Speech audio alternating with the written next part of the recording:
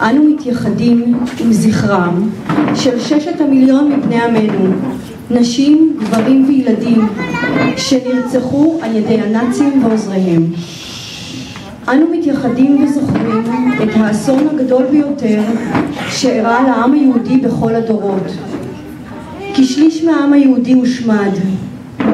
אנו זוכרים ביראת כבוד את עוז כוחם ורוחם של אחינו שמסרו נפשם על עמם בקדושה וטהרה, את מסכת הגבורה של נצורי הגטאות ולוחמים שקמו והציתו את אש המרד להצלת כבוד עמם, את מאבקם הנשגב והמתמיד של המוני בני ישראל על דמותם האנושית ותרבותם היהודית, את חסידי אומות העולם ששמו נפשם בכפם להצלת יהודים.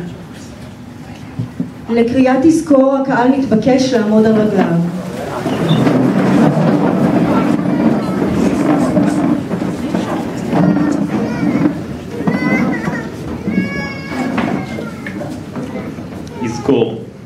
יזכור עם ישראל. יזכור עם ישראל את קהילות הקודש בארצות הגולה, שנעקרו, שנחרבו ושנמחקו, את בניו המומתים, קורבנות ממלכת הרשע, שעונו עינויי גוף ונפש במחנות ההסגר, שגורשו לארץ גזרה ולא נודעו עקבותיהם, שנרצחו בהמון, בשווקים וברחובות, שהובלו לטבח בקרונות מוות, שנקברו חיים, שנשרפו בהיכלי הקודש על גבילי התורה, שנשחטו, שנטבעו ושנחנקו, שחולל כבודם, נשפך דמם בידיים טמאות על קידוש השם. יזכור אלוהים את עקדתם עם עקדת שאר קדושי ישראל, וינוחו על משכבתם ונאמר אמן. יזכור עם ישראל את מיליוני בניו ובנותיו, שנטבחו ונשרפו ונחנקו והורעלו ונתלו ונקברו חיים, אבות על בנים, אמהות על עולליהן, זקן ונער וטף, בכל אשר הייתה יד הצורר. יזכור עם ישראל את ילדי מחמדיו, טהורים בני טהורים, שנגזלו מחיק הוריהם בידי חיות אדם והובלו כצאן לטבח, שנערפו והומתו במיתות שונות, ונערמו ערימות בראש חוצות, עוללים ויונקים שנופצו אל אבני קיר, ששמטו מחומות ושהושלחו חיים בשקית למצולות נערות, ונקטפו חייהם באיבם בידיים אכזריות על קידוש השם.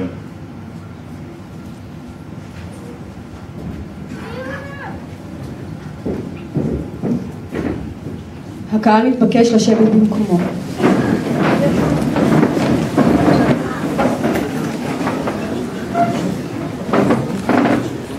ציפורים עפות. ציפורים עפות בשמיים, כינורות תלויים בענן, אך עינינו רואות רק את שחור הענן. מעט ילדים פה נשארנו, בלי אב, בלי אם, בלי אח, מעט ילדים. לבדנו שומעים מנגינות ממרחק. יש ארץ, אמא כך אמרה לי, צומחים בה עצים מתוקים, לארץ הזאת עוד נגיע. שירים שם תלויים בשמיים, ציפורים עליזות ושמחות. אך לנו רק גדר ותיל, איך נעוף אל הארץ הזאת?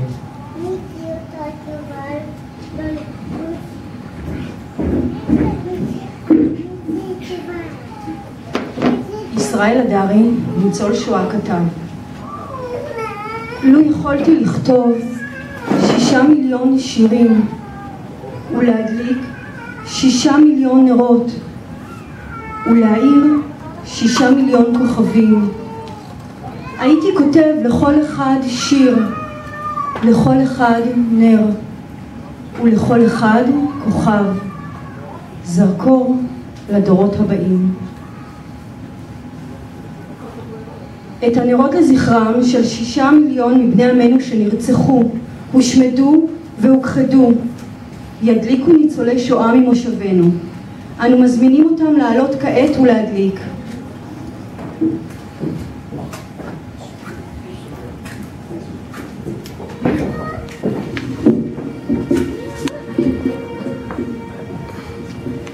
ציפורה וייסגרוס נולדה בפולניה בשנת 1926. היא הייתה בת 15 כשפרצה המלחמה. במהלך המלחמה עברה מספר גטאות ומחנות עבודה, ביניהם גטו סמולנגון, מחנה עבודה בליטא, גטה קובנו ומחנה ריכוז שטוטהוף. ניצלה מתא הגזים כשיצאו מים מהתקרה במקום גז. בשנת 1944 שוחררה על ידי הרוסים. בשנת 1948 עלתה ארצה. שוסטר חניתה נולדה בגרמניה בשנת 1935. הייתה במחנה עבודה בברסלאו יחד עם אמא. אמא נגנה בפסנתר עבור הנאצים וכך ניצלה. בהמשך המחנה הפך למחנה עבודות כפייה של מטה הגסטאפו. אביה נשלח לעבודות כפייה ונפרד מהם. הן ברחו לכנסייה, שם הסתתרו כחודשיים. הם עלו לארץ ב-1948 למחנה עולים בפרדס חנה. משם, ביחד עם מספר משפחות, יצאו להקים את המושב. חיה ליברמן נולדה בשנת 1927 בכפר ליד סטולין. עם פרוץ המלחמה הוחזקה עם משפחתה בגטו שנה שלמה. איבדה את משפחתה בבורות המוות בסטולין שבאוקראינה. ניצלה ממוות כשנפלה בבור והכדורים לא הסתיגו. את המלחמה העבירה בבריחה ביערות, עלתה לארץ באונייה פניו בשנת 1948. פלום יוסי ופלום דוד. יוסי נולד בפולין בשנת 1931. שנתיים לאחר מכן נולד אחיו דוד. שהו עם משפחתם כחצי שנה במחנה עבודה בפולין. שם איבדו את שתי אחיותיהם. בשנת 1940 הצליחו לברוח לרוסיה. עם תום המלחמה ושחרור פולין נסעה אמו עם 3 ילדיה לפולין, והאב גויס לצבא הרוסי. בפולין היו הילדים בעליית הנוער ועברו עמם לאיטליה. במאי 1949 משפחת פלום מגיעה לארץ לבאר יעקב, ובשנת 1950 הם עוברים לעקרון החדשה, לימים בית אלעזרי, ומהווים חלק מהגרעין הראשון של המושב. שטורם חיה נולדה ב-1932 בפולין. הייתה בת 8 כשפרצה המלחמה. שהתה עם הוריה במחנה עבודה, השמדה. משם יצאו רגלית טרנספורטית. אלה שלא שרדו את ההליכה נורו. אמא סחבה את אחיה החולה כשבוע על הידיים כדי להצילו. בודדים מהכפר נשארו בחיים. ב-1950 עלתה לארץ למחנה עולים פרדס חנה. שם הכירה את נתן שטרום, הם עברו יחד לבית אלעזרי, התחתנו והקימו משפחה. שטורם נתן נולד ב-1922 בפולין. היה בן 17 כשפרצה המלחמה. עם משפחתו לא שרד אף אחד. ברח לרוסיה והגיע לסיביר, שם עבר זמנים קשים בבדידות וברעב. עם תום המלחמה רצה לחפש את קרוביו בפולין. שכן נוצרי שפגש ייעץ לו לא לחזור. משם המשיך לגרמניה לקיבוץ של ניצולי שואה יהודים. עלה לארץ כנוער מתנדב לוחם ב-1948 והתגייס עם הגעת האונייה לארץ. נשלח למשלט בסדום ל9 חודשים. פלום סבינה נולדה בוורשה שבפולין ב-1939. כשהמלחמה פרצה, הייתה בת 8.5 חודשים. הייתה בגטו ורשה יחד עם אמה ואחיה בן 5. בעזרת אחת הגויות הצליחה המשפחה לברוח משם. היות והדרך הייתה מסוכנת ומסורבלת, נאלצו להותיר את סבתה ואחיה בכוונה לשוב ולקחתם, דבר שלא צלח. ובשנת 1945, עם שחרור פולין, חוזרות לוורשה לחיפוש יתר בני המשפחה. אביה מוצא אותן בפולין לאחר 7 שנים, בהן לא ידע כל אחד מה עלה בגורל האחר. ובשנת 1957 עולים לארץ בתחילה לבאר שבע, ובשנת 1948 מתחתנת עם יוסף פלום ועוברת לגור בבית אלעזר. ז'רטובסקי לובה נולדה ב-1927 בפולין.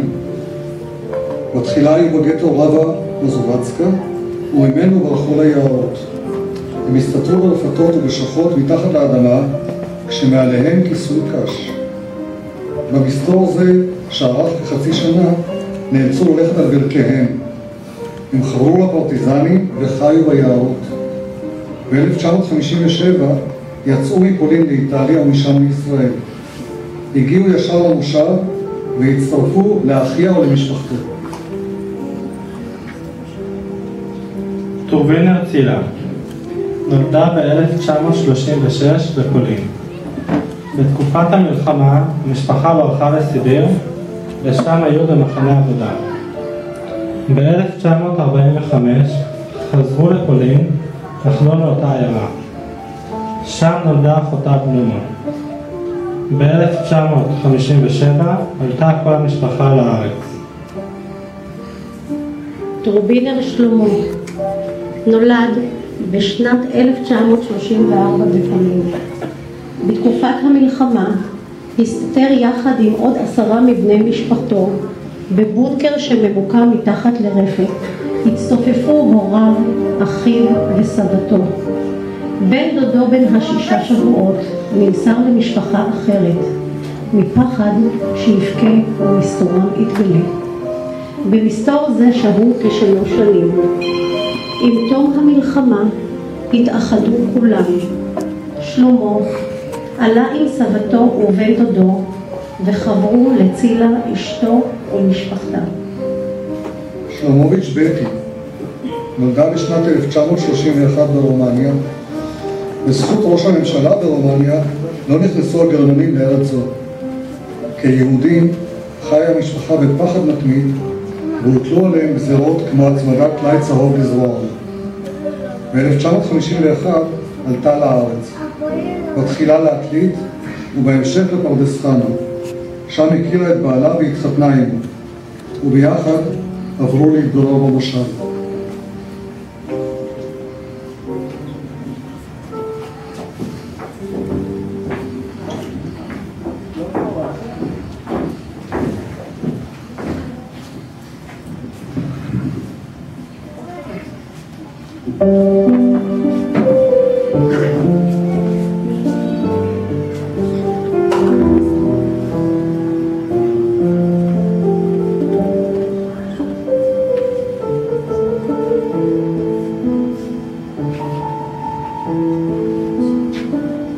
לכל איש יש שנתן לו אלוהים ונתנו לו אביו ואמו.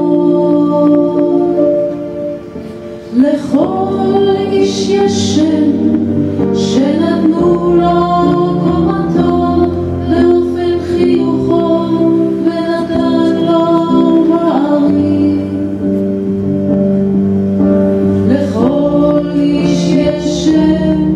שנתנו לו הרים ונתנו לו כתליו.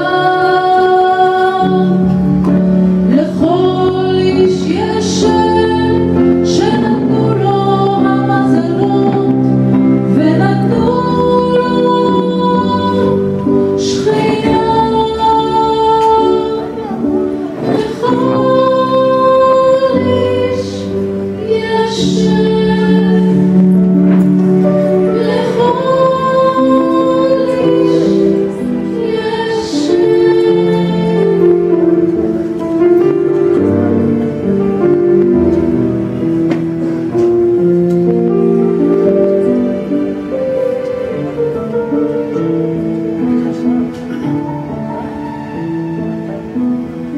לכל איש יש שם שנתנו לו חטאה ונתנה לו כמיהתו. לכל איש יש שם שנתנו לו שונאה ונתנה לו אהבתו. לכל איש יש שם שנתנו לו חגה ונתנה לו מלאכתו.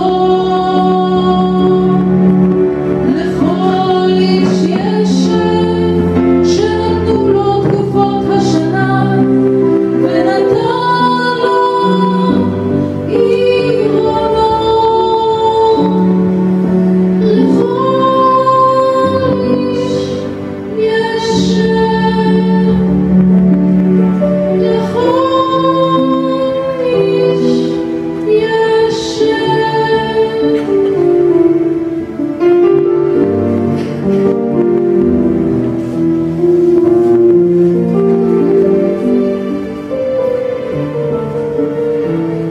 יפעת, ביצוע מדהים. לכל איש יש שם שנתן לו אלוהים ונתנו לו אביו ואמו.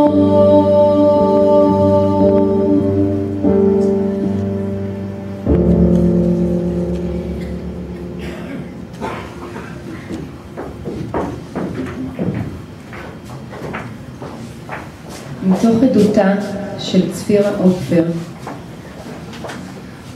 בליל אוקטובר אחד, קר ואפל, לא שכבנו לישון כרגיל. ידענו כי בעוד שעות אחדות תתחיל האקציה. הגטו היה מוקף במשמרות, אבל אנחנו ידענו כי מוכרחים אנו להימלט. התלבשנו וחרש התקרבנו לגדר. זמן מה עמדנו מאזינים, ואחר כך הכל התרחש במהירות. היה מעבר בגדר, ודרך המעבר הצר עברנו בריצה את הכביש הרחב. שמענו את צעקותיהם של הגרמנים, עצור, אבל לא נעצרנו. רצנו אל בית החרושת שבו עבד אבי. היו לו מפתחות מן המחסן, ושם, מתחת לערימת הקרשים, הסתתרנו. זמן מה ישבנו דוממים ומאזינים. כאשר לפתע הגיע לאוזנינו קול נביחת הכלבים. המחשבה הראשונה הייתה כי ראו אותנו רצים לעבר בית החרושת וכעת מחפשים אותנו. עצרנו את נשימתנו. ישבנו כך, לחוצים זה לזה ורועדים מפחד. מן הגטו נשמעו צעקות של הגרמנים ויריות עוד כי האקציה התחילה. כל היום ישבנו בלי לנוע, ורק בלילה העזנו להתרומם ולהתיישר. ואז התברר לנו כי אותן נביחות הכלבים ששמענו לא היו למעשה נביחות כלבים. בקרבת מקום נמצאו חזירים, והם אשר השמיעו את הקולות המאיימים.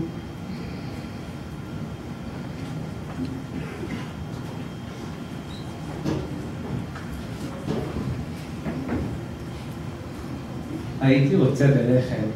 לחם כזה גדול ולבן. רק לעצמי, שלם. עדיין טרי, לוהט, ספוג ריח. עם קליפה חורקת, שחומה ומצפצפת. לחם. לנעוץ בו את השיניים ולהתענג בהתלהבות, שעה ארוכה על הטעם. להרגיש בעונג בחך. לחוש כיצד הוא מרפא. מלטף את הקיבה המשתוקקת ברעב נצחי. לחם.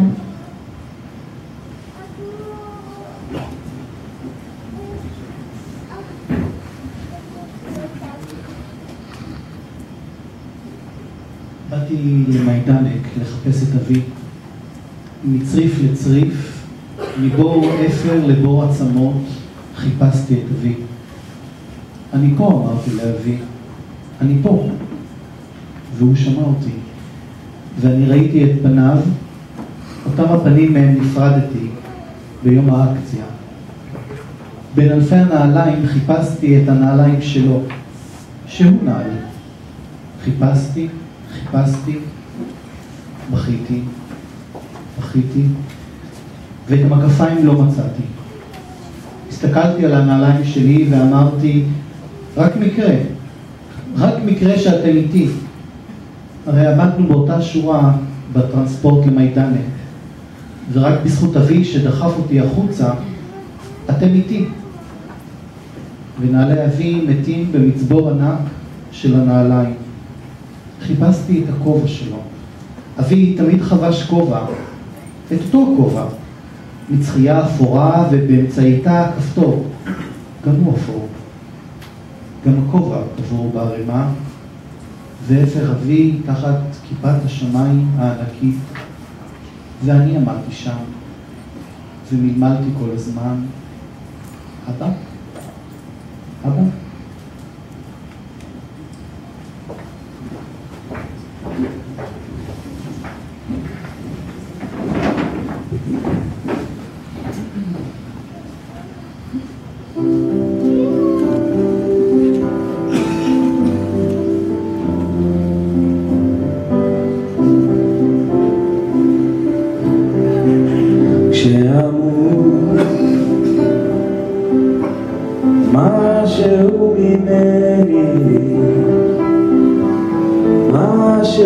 כל המלצות שלי הוא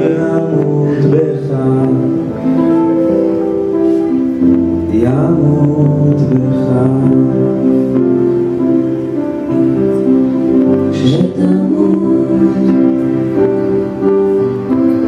משהו ממך בי משהו ממך בי ימות איתך